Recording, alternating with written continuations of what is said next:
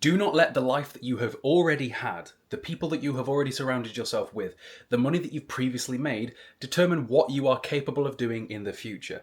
I got this comment yesterday. Easy when you're not poor or on minimum wage living paycheck to paycheck. This was about when we were talking about investing and things like that with the S&P 500. I really dislike it when people have this mindset because you are only holding yourself back. In life, we are each the main character of our own story. No one is generally giving us handouts. We are unlikely to just get lucky and just get things given to us for nothing. You've got to build something of yourself. And typically the people that complain about where they're at without taking actions to be somewhere better off never improve. Don't be that person. I come from a family where no one really went to university. No one had any money. My mother has told me the most she's ever made in a year is 20 grand. My dad was a removals man. He ran away when I was 13. My mum had to sell the house. We lived in a council house. I was very well aware of the bills, the household bills, how much everything cost because she'd drill it into me all the time and she'd put her financial worries onto me. I had absolutely no idea what I wanted to do with my life, and to be fair, if I wasn't doing content creation, I still wouldn't have any idea what I wanted to do. I didn't like school. I would skive all the time to the point where I think my attendance got as low as something like 70%, and they forced me to have meetings with the education welfare officer because they thought something were going on at home. In hindsight, they were kind of correct, but at the time it was just my normal. Because, and again, this is something I'm going to touch upon a lot through this video, is whatever your current version of your normal is can be incredibly hard to break out of because it's all you've ever known. But I promise you have the ability to make a change if you so choose to. Because I hated school, the idea of going to university was just out of the question. I thought university was more school. In hindsight, I were wrong, but that didn't stop me at the time. That was just, I just didn't go to university. So I went to college to do animal care because I wanted to be a zookeeper. And then after a year of that course, I failed because I didn't get enough work experience hours done. So I just didn't get that qualification. And then my year at school was one of the first years of education that were required to stay in education until we were 18 years old. So I went and did an apprenticeship, getting paid £2.50 an hour. It was within a school, which meant we were supposed to get paid about £3.30 an hour because apprenticeship rates in 2016 were about there. And at this point I was 17 and I turned 18 working at that school. So I was 18 years old working 30 hours a week for £250 a month, because that £3.30 became £2.50 when they equated it with being paid pro rata, so they could pay you through half term and the 6-week holiday and all that sort of thing. I was getting paid absolutely nothing. I couldn't drive, couldn't do anything. I still had no prospects, not really. From there, once I was made redundant from that, because, you know, £2.50 is apparently too much to pay somebody like me, I went to work at Tesco, where I worked for way, way, way too long. You know you've worked at Tesco for way too long when you are serving somebody that's middle-aged and they ask you, oh, you're just here while you're at uni then, and things like that. And you're just there like, no, this is just kind of it. And that's not where I wanted to be. I would assume it's not where the majority of people in that position for that long, for nearly 5 years, want to be. Again, I quit Tesco, how old was I? Just shy of 23, something like that. I was about 22. There was a time period where I was doing a bit of everything at once. I became a personal trainer because that was a skill that I had that was potentially able to be turned into a career, and I did that alongside Tesco, and then the big lockdown of like 2020 happened, and of course personal training went right out the window.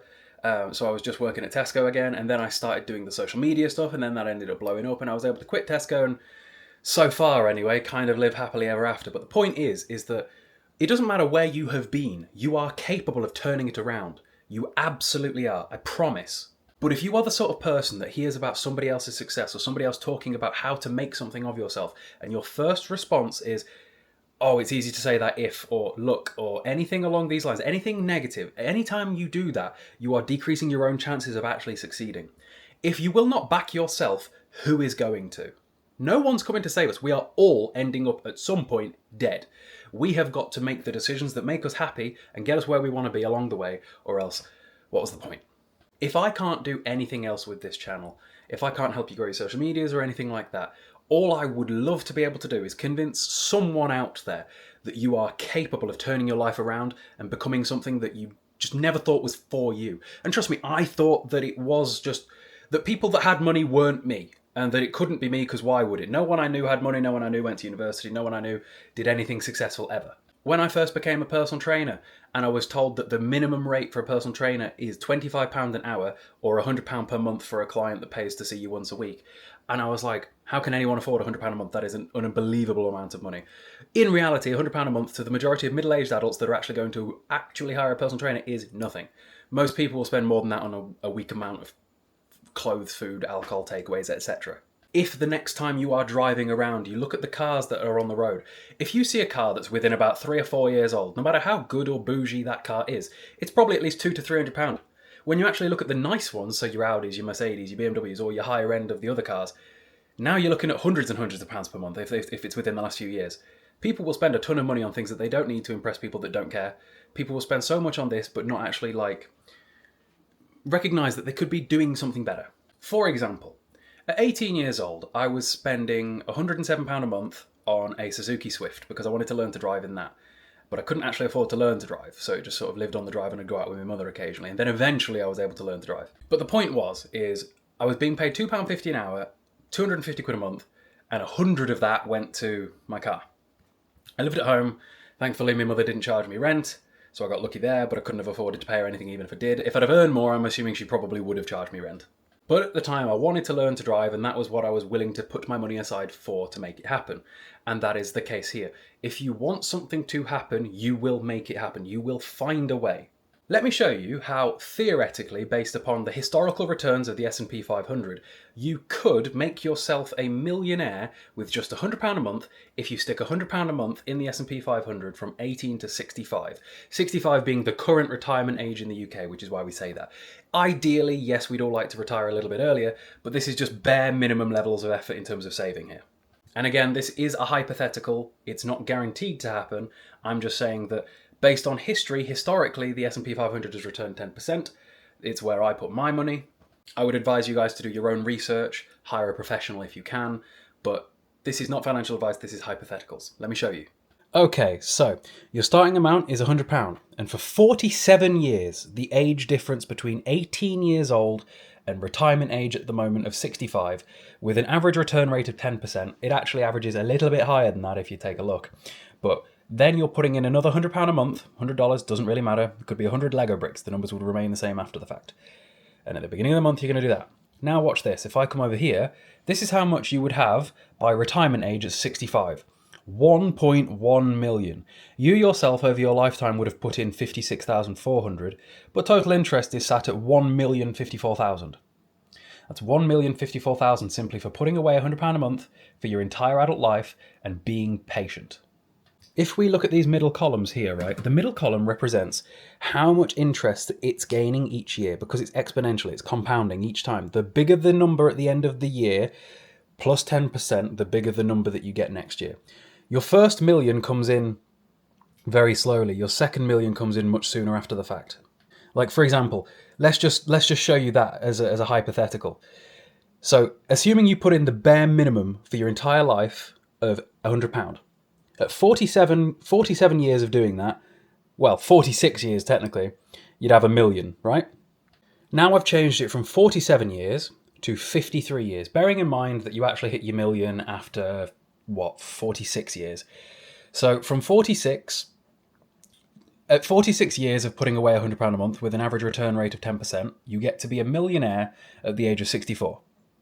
Now, if we up it for just, another few years? 53 years in total, rather than the 47 we had before. So 6 more years. Now, your end balance is 1.978 million. You went from, if we look in here, in the 46th year of you putting that £100 a month away, you were at £1 million. But then, by your 53rd year, you're at just shy of 2 million. It comes in fast. And if you do that for a UK stocks and shares ISA, it's currently, and should always hopefully be, tax-free. There's no capital gains tax to be paid on a stocks and shares ISA because per year you are limited to putting in £20,000. But if you're only putting in £100 a month, what's that, £1,200 a year? So you're way away from that limit of 20 grand. Fun fact, if you wanted to get to be a millionaire as quickly as possible through that, it'll take about 17 years of putting away £20,000. Again, you are capable of being smart when you're young. You can set yourself up later.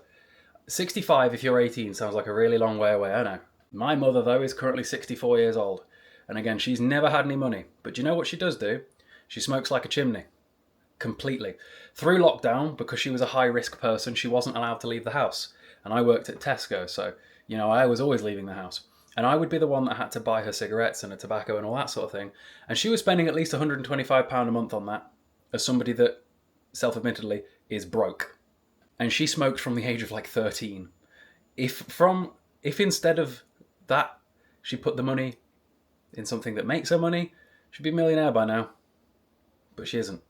Time absolutely flies by, no matter how you choose to spend it. And again, you don't have to invest. I'm not even saying be self-employed. I'm just saying that if you're not happy with it where you're currently at, there are so many different things that are within your power that you can change and make it happen. If you're not happy with your current career path, look at other jobs that you would want to do and work out what you have got to do to get said job, because that is the thing that is another just set in stone fact of life, is that literally every career on the planet has a path that leads to it. All you have to do is walk that path. But what most people will do is they'll stay where they're currently at, complaining that they're not where they want to be, but not actually walk the path that gets them where they want to be. It's like complaining that you never leave the house, but then choosing never to walk through the door in the first place. So again, I'm not biased in the way that you choose to better yourself. It's all going to depend on the individual. Some people suit being self-employed, some people suit working a regular job. It really doesn't matter. But if you're just not happy with where you're at for whatever reason, it doesn't even have to be financially, don't be the person that sits there and complains about it without doing something about it. Because the person that complains and does nothing is never getting anywhere.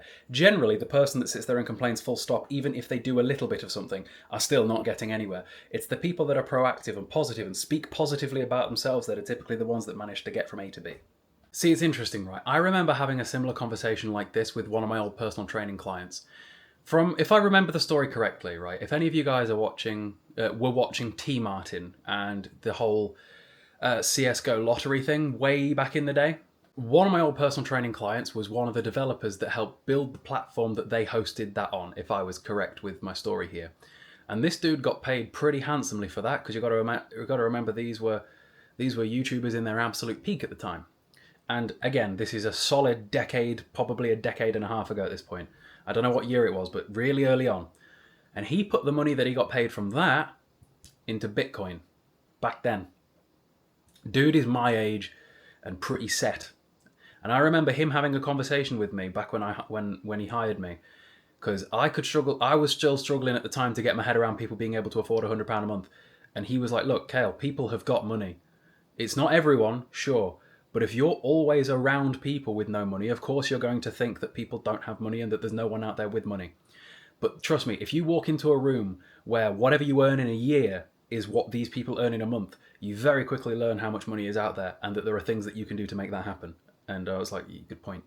But because my entire life, every room I'd ever been in was full of people that had never earned anything, because it was just the way that my family was and the way that the people I knew didn't know there was money. Everybody I knew was people at Tesco, so of course they didn't have much money. Not really, because it's Tesco, come on.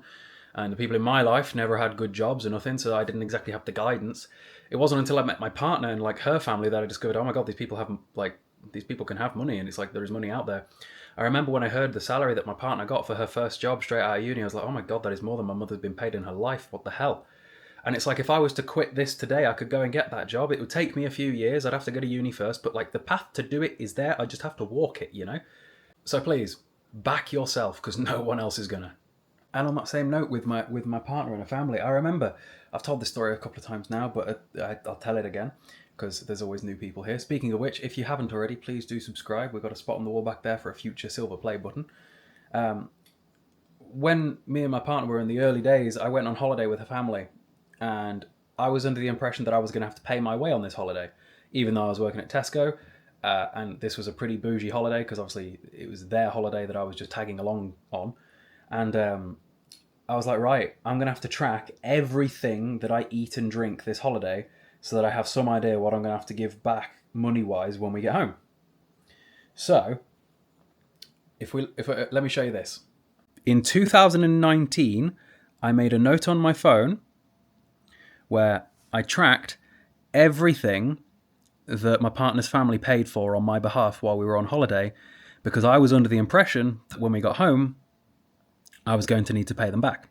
Because at the time, it still hadn't really clicked with me just how insignificant this amount of money was to some people, I was still, and to be fair, I probably would still do this now because it's just the polite thing to assume. You know, you'd never assume that your stuff is being paid for unless it's explicitly stated. And this wasn't explicitly stated, so I tracked everything just in case because I thought I was going to have to pay back.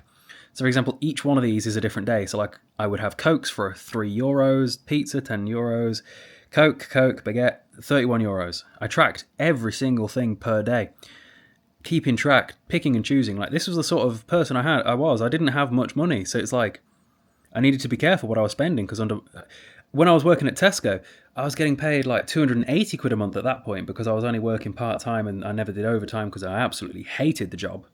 It really takes a lot, I think, for it to click in people's heads that people have money, and it's something I think British people don't often talk about.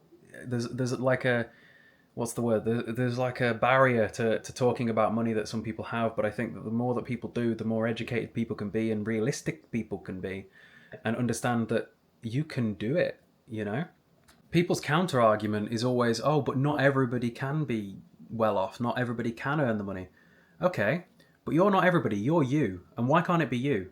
Sure, it's not going to be the other 50 people that you know because they don't want it. They're thinking the same thing. They're saying, oh, it could never be me. Let them think that. Humans are all innately very different to each other. Don't be the average person. Why do you want to be the average person? Be the one that stands out and does something. Why not? Why not you? Anytime I've ever wanted to achieve anything ever, I always use the mindset of that person did it, which means it can be done, which means why can't it be me? And the only times that has ever not been a thing is anything where we are like genetically limited. So for example, those that know me from like fitness, I could never be a good bodybuilder because I have a 34-inch waist no matter how lean I get. I right now have abs and still have a 32, maybe 34-inch waist. I'm getting pretty lean right now, but because of that waist, it's not good. Along with pectus carinatum on top of that, which is where your sternum is further forward than an average man's. Sometimes genetics limit you in life. Your success financially, I do not believe is one of those.